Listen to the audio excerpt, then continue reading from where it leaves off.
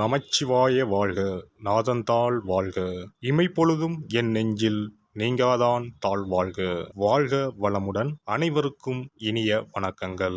நிகழும் ஸ்ரீ மங்களகரமான சோபகிருது ஆண்டு பிப்ரவரி மாதம் 13ஆம் தேதி செவ்வாய்க்கிழமை அன்று சதுர்த்தி திதியில் உத்திரட்டாதி நட்சத்திரத்தில் சித்தம் நாமயோகத்தில் வணிசை கர்ணத்தில் அமிர்தயோகம் கூடிய நன்னாளில் இந்த சீர்மிகு மாசி மாதம் பிறக்கிறது. நவ கிரகங்களின் அதிபதியான சூரிய பகவான் கும்பராசியில் சஞ்சாரிக்கும் காலம்தான் மாசி மாதம் என்று அழைக்கப்படுகின்றது.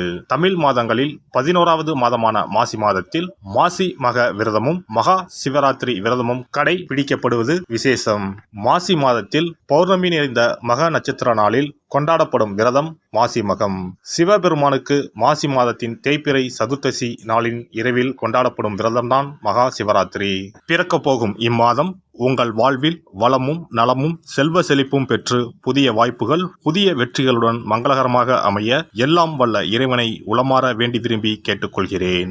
இம்மாத கிரக நிலைகளை பார்க்கும்போது மேசத்தில் குருவும் கன்னி ராசியில் கேது பகவானும் மகர ராசியில் செவ்வாய் சுக்கிரன் புதனும் கும்பராசியில் சனியும் சூரியனும் சேர்ந்து பயணிக்கின்றனர். மீன ராசியில் ராகு பகவான் சஞ்சாரம் செய்கின்றார். கிரக சஞ்சாரங்களின் பாதிப்பால் ஒரு சில ராசிக்காரர்கள் தங்கள் வாழ்வில் மண் மீதும் பெண் மீதும் ஆசைப்பட்டு வீண் விரயங்களை அடைந்து திருவோடு ஏந்தி பிச்சை மட்டும் எடுக்கவில்லை என்ற நிலை இருந்தது. தெய்வமாய் நீங்கள் நினைத்தவர் கூட உங்களை தெருவில் நிற்க வைத்து பார்த்தனர். ஆடாத ஆட்டம் ஆடி ஒடுங்கிய உங்கள் வாழ்வில் இனி வசந்தம் வீசப்போகிறது. வரும் வாய்ப்பை சரியாக பயன்படுத்தி முன்னேறும் வழியினை பாருங்கள். மகர ராசி அன்பர்களுக்கு உத்திராடம் 2, 3, 4ஆம் பாதம், திருவோணம், அவிட்டம் 1, 2ஆம் பாதம் நட்சத்திரங்களில் பிறந்தவர்களுக்கு சந்தித்து வருகின்ற துயரங்கள் ஒரு பக்கம் தனியாக நின்று கொண்டிருந்தாலும் மனதிற்கு பிடித்தமான விசேஷ அனுகூல சம்பவங்களும் மேன்மைகளும் எதிர்பாராத உயர்வுகளும் உங்களை நெருங்கி கொண்டுதான் இருக்கிறது. இதனை வைத்து ராசிக்கு இந்த மாதம் முழுவதும் ஏகப்பட்ட திருப்பு முனைகள் ஏற்படும். ராசிக்கு கெட்டவரான செவ்வாய் ராசிக்குள் உச்சமாக நிற்கிறது. ராசிநாதன் சனி பகவான் 7.5 சனியில் 3/4 பாகத்தை முடித்துவிட்டு பாத சனியாக 2ஆம் இடத்தில் அமர்ந்திருக்கிறார். ராகு கிரகம் வெற்றி ஸ்தானத்தில் அமர்ந்திருக்கிறார். மாதம் முழுவதும் 8க்குடைய சூரியன் சனி பகவானுடன் இணைந்து 2இல் அமர்ந்திருப்பதால் பொருளாதார வளர்ச்சி காத்திருக்கிறது. தர்ம கருமாதிபதி யோகமும் இந்த மாதம் உண்டாகி இருப்பதால் எதிலும் நினைத்ததை தாண்டிய வளர்ச்சி கண்டிப்பாக உண்டு. இந்த மாதம் தொடங்கி 13 தினம் முடிவதற்குள் சாத்தியமில்லாத விஷயங்கள் கூட சகாய மேன்மையை உண்டாக்கும்.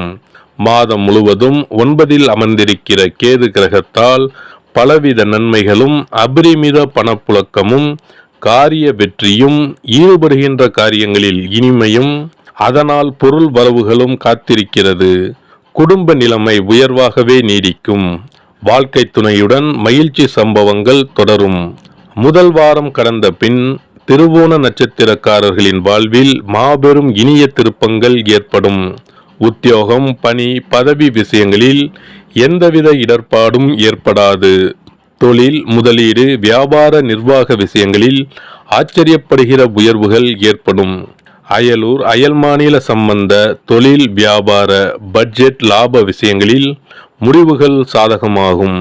இம்மாத 1, 9, 13, 25, 29வது நாட்களில் பொன்பொருள் சேர்க்கைகளும் ஆடம்ப பொருள், நிலபுலன், பூர்வீக சொத்து சம்பந்தப்பட்ட சந்தோஷங்களும் ஏற்பட போகிற மாதமாகும்.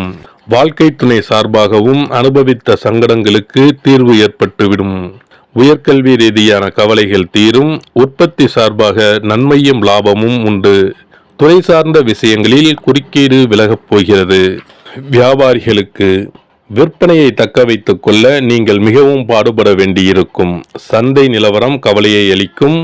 அரசாங்க உதவியை எதிர்பார்ப்பதில் பயனில்லை.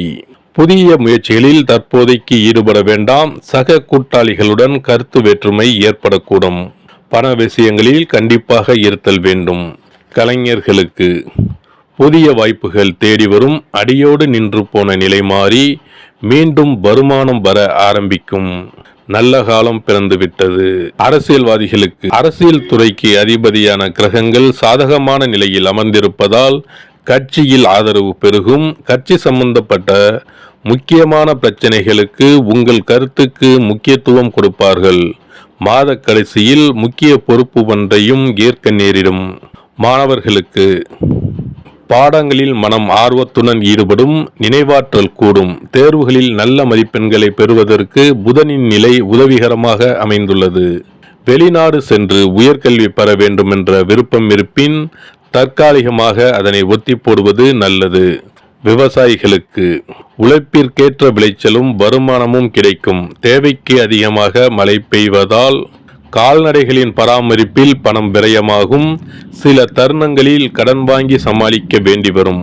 பெண்களுக்கு உடல் நலனில் நல்ல முன்னேற்றம் காணலாம். இருப்பினும் கிரகங்கள் அனுகூலமில்லாமல் சஞ்சரிப்பதால் மனதில் நிம்மதி குறையும். அடிக்கடி கணவருடன் கருத்து வேற்றுமை ஏற்பட வாய்ப்புள்ளது. பரிகாரம்: இம்மாதம் தொடர்ந்து ஸ்ரீ நடராஜர் தரிசனம் செய்யவும். செவ்வாய்க்கிழமைகளில் ஸ்ரீ நரசிம்மரை வழிபட்டு கொண்டிருக்கவும். சிறப்பு பரிகார கோவில். திருமணம் தடைப்பட்டாலோ அல்லது நீண்ட நாட்கள் திருமணம் ஆகாமல் இருந்தாலோ சிறுவாபுரி பாலசுப்பிரமணிய சுவாமி கோவிலை நாடினால் பலன் உண்டாகும். நம் பிரார்த்தனை நிறைவேற சிறுவாபுரி முருகன் கோவிலுக்கு தொடர்ந்து 6 வாரமும் ஏதாவது ஒரு கிழமையில், அதாவது 6 வாரமும் முதல் வாரம் வந்த கிழமையிலேயே தொடர்ந்து அடுத்த 5 வாரமும் வர வேண்டும். வரும் நேரமும் ஒரே மாதிரியாக இருக்க வேண்டும். காலை என்றால் ஒவ்வொரு வாரமும் காலையிலே வர வேண்டும். மாலை என்றால் ஒவ்வொரு வாரமும் மாலையிலே வர வேண்டும். திருமணம் ஆக வேண்டிய நபர் 6 வாரமும் வாரம் ஒரு நாள் என்று 6 தடவைகள் தொடர்ந்து வந்து சிறுவாபுரி பாலசுப்பிரமணிய சுவாமியை வழிபட திருமணம் விரைவில் அமையப்பெறும். திருமணம் ஆக வேண்டி ஆண்டவனிடம் பிரார்த்திக்க வருபவர்கள் வள்ளி மணவாள பெருமானுக்கு அர்ச்சனை செய்து வர வேண்டும். 6வது வாரம் 6 அர்ச்சனைக்குரிய பொருட்களுடன் வந்து மரகத விநாயகர், மூலவர், வள்ளி மணவாள பெருமான், அண்ணாமலையார், உண்ணாமுலையம்மை, ஆதிமூலவர் ஆகிய தெய்வங்களுக்கு அர்ச்சனை செய்ய வேண்டும். வள்ளி மணவாள பெருமாள் சன்னதியில் தரும் மாலையை திருமண மாலையாக எண்ணி அணிந்து 6 முறை ஆலயத்தை சுற்றி வர வேண்டும். பின்னர் மாலையை வீட்டிற்கு எடுத்துச் சென்று திருமணம் நடைபெறும் வரை பாதுகாத்து வணங்கி வர வேண்டும். திருமணம் முடிந்ததும் தம்பதி இத்தலம் வந்து 6 தெய்வ சந்நிதிகளுக்கும் அர்ச்சனை செய்து பழைய மாலையை கோவிலில் உள்ள மரத்தில் கட்ட வேண்டும். திருமணம் தவிர மற்ற வேண்டுதல்களான வீடு, பிள்ளை பேறு, செல்வம், நோய் நிவர்த்தி ஆகியவை பெற வருபவர்கள் மேற்படி முறைப்படி 6 வாரமும் மூலவர் சன்னதியில் அர்ச்சனை செய்து வர வேண்டும். 6வது வாரம் மூலவர் சன்னதியில் இருந்து பெற்ற மாலையை அணிந்து 6 முறை நம் வேண்டுதலை இறைவனிடம் முறையிட்டு வெற்றி வேண்டி ஆலயத்தை வலம் பெற வேண்டும். இத்தலத்திற்கு பிரார்த்தனை செய்து வருபவர்கள் 6 வாரமும் திருப்புகழ் பாடி இறைவனை வணங்க வேண்டும். எண்ணியதை முடிக்கும் எம்பெருமானை எண்ணி நம் மனதில் நம்பிக்கையை வளர்த்து கொள்ள வேண்டும். முதல் 5 வாரங்களுக்கு ஒவ்வொரு முறை வரும்போதும் 2 தேங்காய், 2 வாழைப்பழம், வெற்றிலைப்பாக்கு, பூமாலை 1 மற்றும் 2 எலுமிச்சப்பழம் கொண்டு வந்து வணங்க வேண்டும். 6வது வாரம் ஆண்டவனை வழிபட்டு அர்ச்சனை அல்லது அபிஷேகம் செய்ய வேண்டும். ஒவ்வொரு வாரமும் வந்து போகும்போது நம்மிடம் கொடுக்கப்பட்ட ஒரு எலுமிச்சம் பழத்தை வீட்டிலே வைத்து பூ வைத்து பூஜித்து வர வேண்டும். முதல் வார எலுமிச்சம் பழத்தை 2வது வார எலுமிச்சம் பழம் வந்தவுடன் எடுத்து கடல், கிணறு ஏதாவது ஓர் அசுத்தம் இல்லாத இடத்தில் சேர்த்துவிட்டு தற்சமயம் பெற்று வந்த பழத்தை மீண்டும் பூஜிக்க வேண்டும். இவ்வாறு 5 வாரம் செய்துவிட்டு 6வது வாரம் நாம் பெற்று வந்த பழத்தை ஈரம் படாது பாதுகாத்து நம்முடைய பிரார்த்தனை நிறைவேறும் வரை பூஜிக்க வேண்டும். இந்த பிரார்த்தனை பூஜை காலங்களில் நாம் அண்டர்பதி திருப்புகளை ஓதி வணங்க வேண்டும். நம் பிரார்த்தனை நிறைவேறியதும் சிறுவாபுரி வந்து 6 அர்ச்சனைக்கு உரிய பொருட்கள் வைத்து பால சுப்பிரமணிய சுவாமியை வணங்க வேண்டும். இங்கு உள்ள 2 முருகப்பெருமான் சன்னதிகளில் ஆதி மூலவரிடம் நம்முடைய குறைகளையும் தடைகளையும் நீக்க கோரி வணங்கி வர இன்ப வாழ்வு உண்டாகும். இத்தலத்தில் பிரார்த்தனை செய்து வருவோர்கள் முதல் வாரத்திலோ அல்லது தொடர்ந்து வரும் வாரங்களிலோ பலன் பெறுவது உண்டு. ஒருவருடைய நம்பிக்கை மிகுந்த பிரார்த்தனை அவரின் காரியத்தை மிக விரைவில் முடித்து வைக்கும். எல்லாம் வல்ல இறையருளால் நீங்களும் உங்கள் அன்பு குடும்பமும் உடல் நலம், நீலாயுள், நிறை செல்வம், உயர் புகழ், மெய்ஞானம் ஓங்கி வாழ்க வளமுடன். இந்த வீடியோ பதிவு உங்களுக்கு பிடித்திருந்தால் லைக் பண்ணுங்க, கமெண்ட் பண்ணுங்க, ஷேர் பண்ணுங்க, மறக்காம சப்ஸ்கிரைப் பண்ணுங்க, பக்கத்துல இருக்கிற பெல் பட்டனை கிளிக் பண்ணுங்க. நன்றி, வணக்கம். ஓம் நமச்சிவாய. சிவாய நம.